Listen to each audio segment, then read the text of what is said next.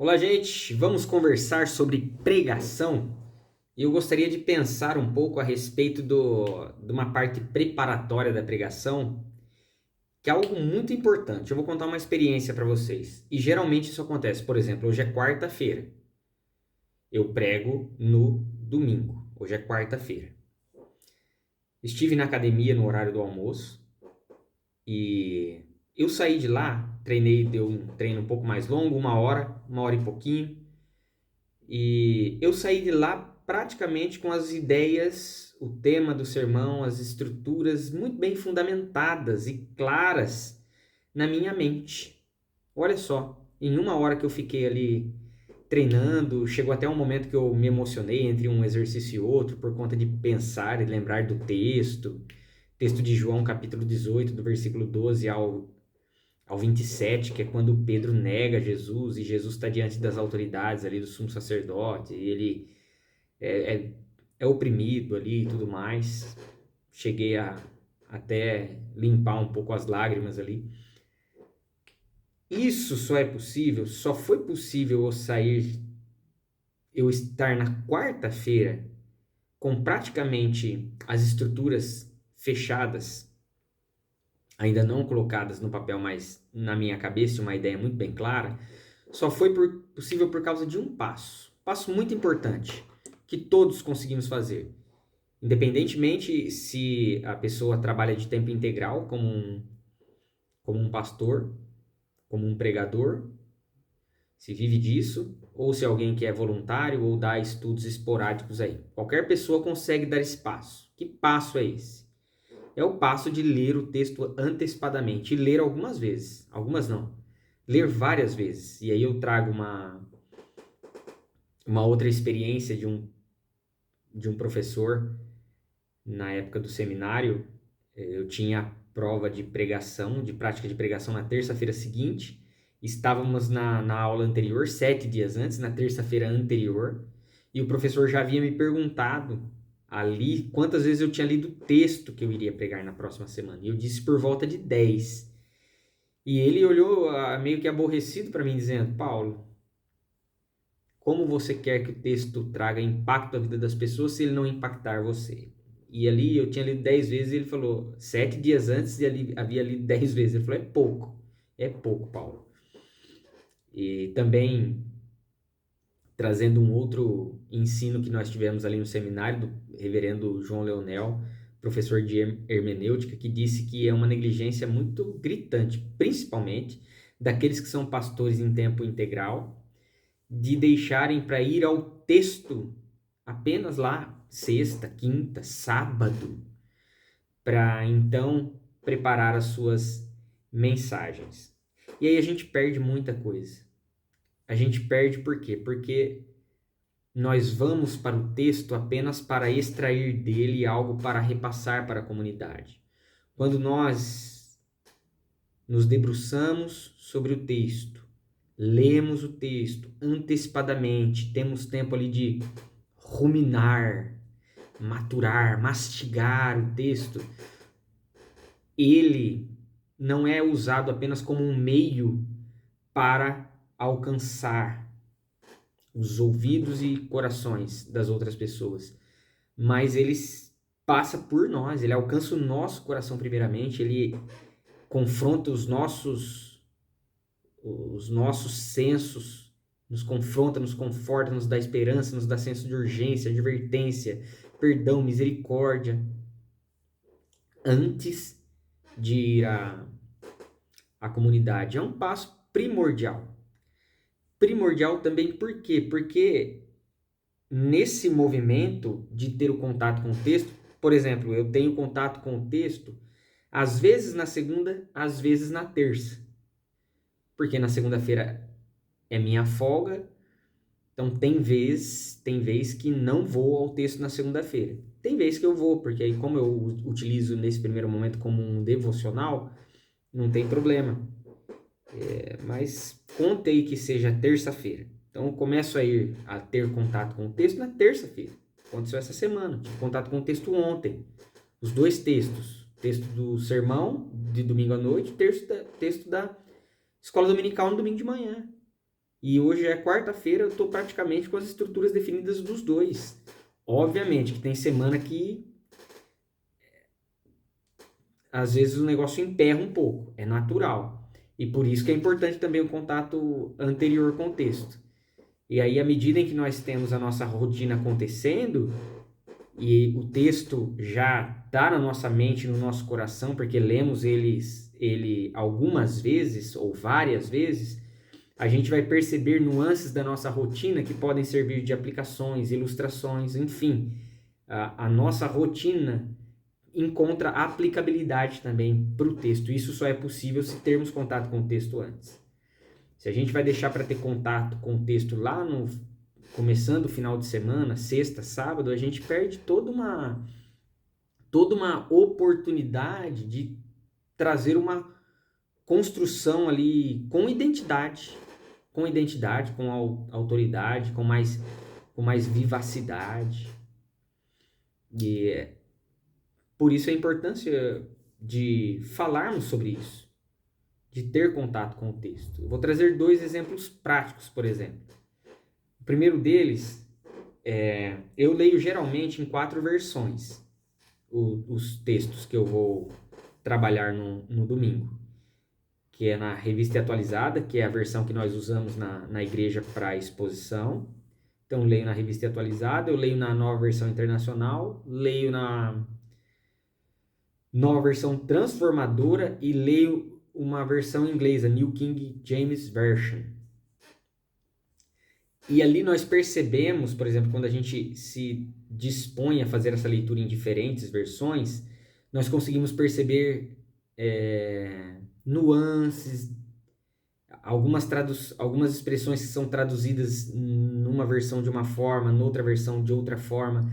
Às vezes mostra ali alguma tensão teológica, alguma tensão interpretativa. E isso tudo vai trazendo clareza, vai trazendo mais subsídios, mais profundidade para nossa exposição. E eu vou trazer 2 exemplos práticos. Eu geralmente leio 2 comentários bíblicos, no máximo 3, mas geralmente, via de regra, eu leio 2 comentários bíblicos para fortalecer ali o sermão. E teve uma ocasião que eu cheguei a uma conclusão do texto de João capítulo 5, a cura de um paralítico. Eu cheguei a uma conclusão ali no texto de que aquele homem não havia respondido positivamente à fé em Cristo Jesus. A cura que ele recebeu, a revelação de Cristo Jesus. Por isso que no final, o paralítico, depois de Cristo ter encontrado ele no templo e tendo dito para ele,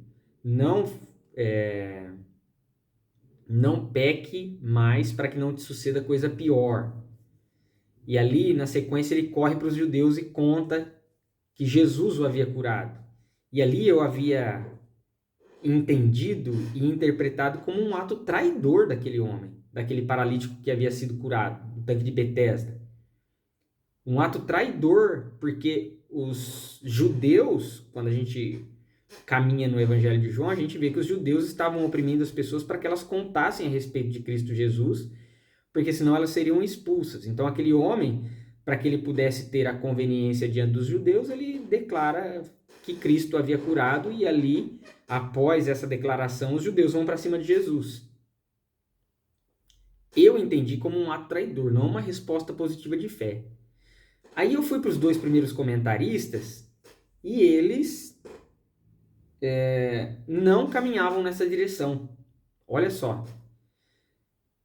Mas eu já tinha sentado, já tinha refletido, eu tinha criado uma convicção, porque para mim ali essa cura do paralítico do tanque de Betesda é um contraste com a cura do cego de nascença. Veja que o cego de nascença, lá no capítulo 9, ele confronta os judeus que tentam oprimi-lo para que ele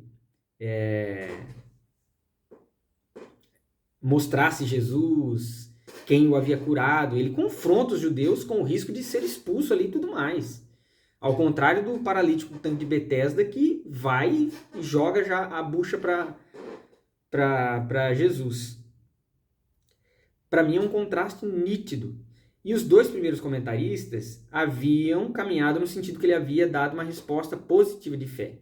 Se eu não tivesse lido o texto antes, se eu não tivesse estudado o texto antes por mim mesmo e formado as minhas próprias conclusões, ou tivesse ido ao texto lá na sexta e no sábado, perto já do tempo do sermão, o que poderia acontecer? Eu já ia seguir aquele caminho, porque eu não ia ter tempo hábil para tentar formar a minha construção interpretativa.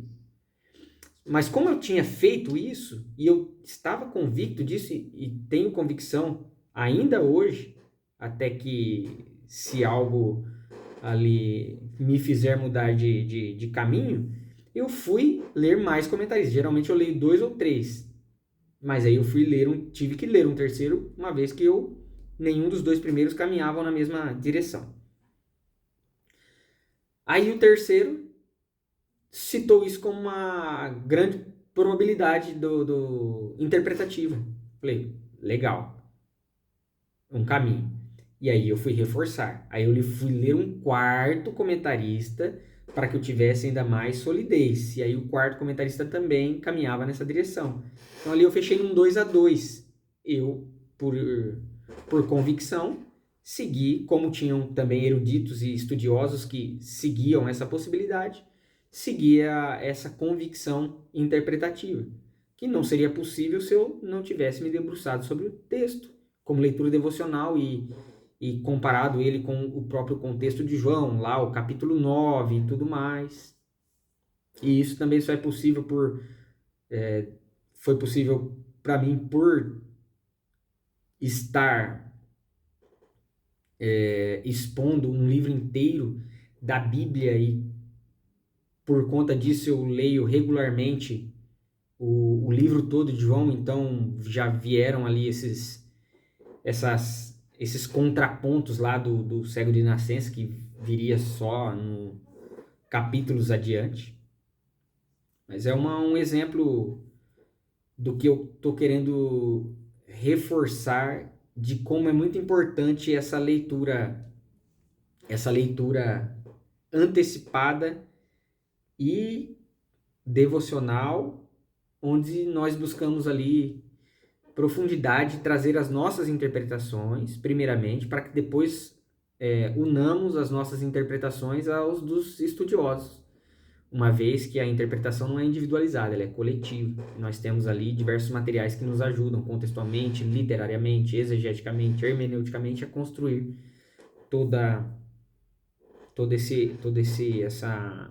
essa interpretação. Outro exemplo eu encontro lá em Apocalipse. Quando eu olho para as traduções em português, nós temos ali a promessa a cada uma das 7 igrejas, sempre tem lá, ao vencedor darei, e aí sempre tem algo que o vencedor ganhará. Quando eu vou para New King James Version, a tradução ali não é de vencedor, é overcome, que significa ao que supera, ou ao superador, aquele que superou. E eu não sei para você, mas para mim já tem uma diferença muito grande, principalmente dentro do nosso conceito popular a respeito das expressões vencedor e aquele que supera, ao que vence ou ao que supera. E eu explico, ao que vence, a gente já olha para o resultado final, para o troféu, para aquilo que ele ganha de fato, de verdade, que ele de fato ganhará ali o que está escrito ali, mas isso deixa de trazer o nosso olhar um pouco para o processo, para o caminho, que é exatamente essa noção que traz a expressão ao que supera. A gente, consequentemente, é levado a olhar para o caminho, para o processo, para a construção, o que contextualmente ali, especialmente nessas cartas às igrejas, faz todo sentido. Quando a gente olha para processos e aquele que supera, ele superou e a gente sabe que às vezes a superação vem com perdas. Por isso que Jesus diz lá em algumas das igrejas, ser fiel até a morte. Eles enfrentaram perdas, problemas, dificuldades, mas superou, perseverou. Quando a gente olha para a expressão ao que vence, ao vencedor, pode ser que deixemos passar isso. Então veja como traz mais profundidade. Não estou dizendo que a gente vai escolher uma em detrimento da outra, mas a gente une esses conceitos e isso torna a nossa reflexão mais profunda. São essas dos pontos, são estes uns dos pontos positivos de se fazer esse movimento simples que qualquer pessoa pode fazer, de ler o texto como devocional, de ler o texto antecipadamente e várias vezes em versões diferentes, nós conseguimos fazer. Há acesso aí aos aplicativos, né? YouVersion, que tem diversas versões. Você às vezes não tem impressa, mas tem diversas versões ali digitalmente. Isso te ajuda demais. Faça isso. E, obviamente, quem tem depois acesso, conhecimento, ferramentas e materiais para aprofundar a exegese, olhar ao texto grego, olhar ao texto hebraico, comentários exegéticos, situações contextuais, situações literárias, a gente parte para esse caminho para fundamentar ainda mais a nossa exegese e fechá-la, finalizá-la e assim termos ali o nosso estudo e o nosso sermão muito bem preparado e depois para ser entregue aí à comunidade. Espero que essa conversa tenha sido útil para você, possa ajudá-lo em crescimento, em desenvolvimento e tenho certeza. Eu tenho um vídeo neste canal que fala lá nos passos para a preparação de sermão. O primeiro é esse aqui. E eu gostaria de reforçá-lo porque, de fato, essa experiência que eu tive essa semana me fez pensar e reafirmar cada vez mais o quão é importante esse passo de nos achegarmos ao texto para que ele nos alimente, nos preencha, nos confronte. Então, a partir desse passar por nós e estar aqui no nosso coração e mente muito bem fundamentado, ele possa ser entregue à comunidade. Que Jesus abençoe a vida de cada um de vocês e um forte abraço.